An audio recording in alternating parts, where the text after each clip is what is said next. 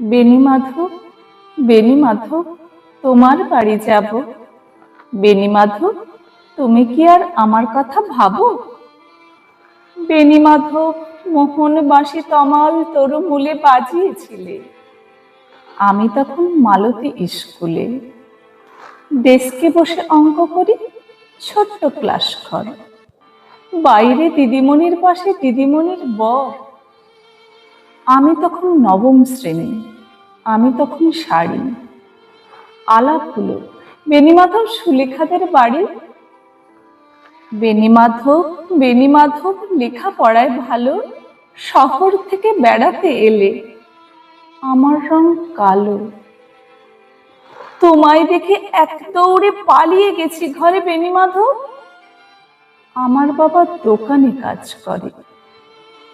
কুঞ্জে অলি গুঞ্জে তবু ফুটেছে মঞ্জরি, সন্ধেবেলা পড়তে বসে অঙ্কে ভুল করি। আমি তখন নবম শ্রেণী, আমি তখন 16।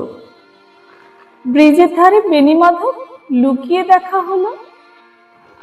বেনি মাধব, বেনি মাধব, এতদিনের পরে সত্যি বলো, সেসব কথা এখনো মনে পড়ে? সেসব কথা বলেছো তুমি তোমার প্রেমিকাকে? আমি কেবল একটি দিন তোমার পাশে তাকিয়ে দেখেছিলাম আলোর নিচে অপূর্ব সে আলো। স্বীকার করি দুজনকেই মানিয়েছিল ভালো। জুড়িয়ে দিল চোখ আমার, পুড়িয়ে দিল চোখ। বাড়িতে এসে বলেছিলাম ওদের ভালো হোক।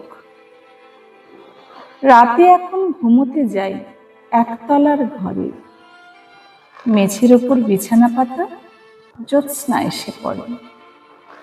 আমার পরে জীবন ছিল চোরাপথের বাঁকে, মিলিয়ে গেছে। জানি না আজ কার সঙ্গে থাকে। আজ জুটেছে, কাল কি হবে?